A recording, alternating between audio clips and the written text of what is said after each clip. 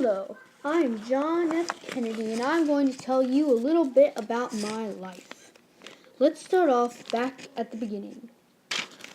I was born on May 29th, 1917 in Brookline, Massachusetts, and was called Jack by my family and friends.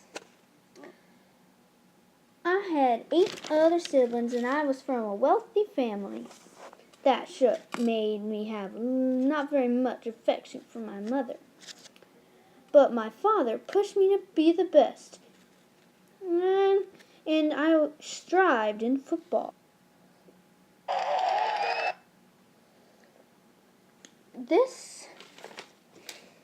In school, since I was rich, I went to many boys' schools and boarding schools.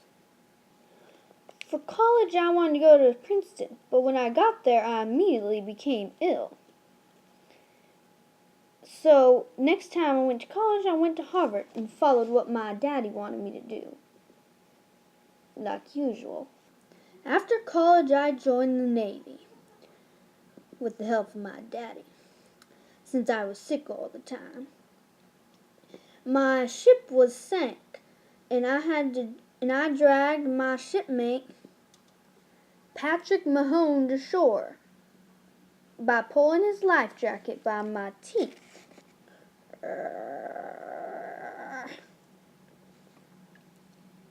As you could see, I was very, very muscular, and I was fit and good looking. This got me to meet my wife, Jacqueline Bouvier Kennedy. Hi. Hi, honey. Along with being in the Navy, I had many other jobs. After I was discharged from the Navy, I was in the U.S. Congress and House of Representatives for 3 terms, or 6 years. When my oldest brother died, I wrote a book about him, As We Remember Joe, and I won the Pulitzer Prize.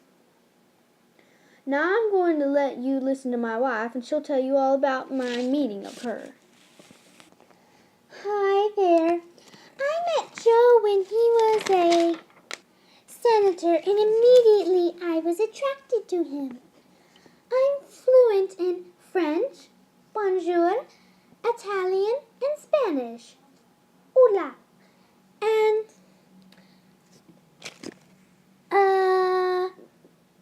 John proposed to me on May 1953 by sending me a telegram. I know. We were married on September 12th, 1953. Sadly, we lost 2 children, actually 3, but we did have 2 others, Caroline Kennedy and John Jr. Kennedy. They call me John. Thank you, Jacqueline. Bye, honey. When I was running for the presidency, my running mate was Lyndon Johnson. My opponent was Richard Nixon. I challenged him to 4 televised debates, and they say that it helped me more than him. Kennedy's inauguration was on January 20th, 1961, on a bitterly cold day. In his speech, he said, "And so, my fellow Americans, ask not what your country can do for you. Ask what you can do for your country. My fellow citizens of the world, ask not what America will do for you, but what together we can do for the freedom of man." Yes. Thank you. In 1961, I created the Peace Corps, when any American could volunteer to help anywhere in the country where assistance is needed. I also donated $22 billion for Project Apollo. I also signed the Civil Rights Act, which is awfully known in my presidency. I had many more accomplishments in my presidency, but a failure that I had was the Cuban Bay crisis. Bay of Pigs crisis. Excuse me, I mean Cuban Bay Pigs invasion. I sent about 1,500 Cuban exiles to invade the southwestern Bay of Cuba. At the time, it sounded like a good idea.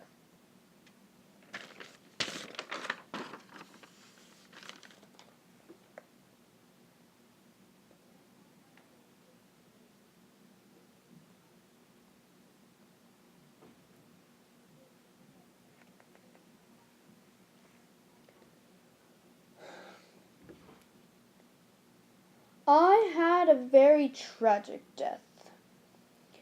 I was riding downtown in an open-top motorcade with my wife.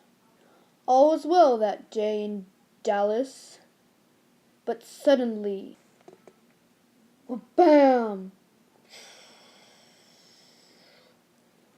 I was shot by Lee Harvey Oswald on November 22nd. Immediately, detectives never knew his motive because on November 24th, he was shot by a man named Jack Ruby. But like I was saying, policemen and my wife rushed to my side, but it was too late. It was a sad day in America. Everything was happy, but one thing changed everything. I was buried in Arlington, Virginia at Arlington National Cemetery. My life might not have been as perfect as it seemed, but it truly helped me to become the successful and hard-working president that I was. Clearly, a little boy with big dreams can achieve anything with a little motivation. The end.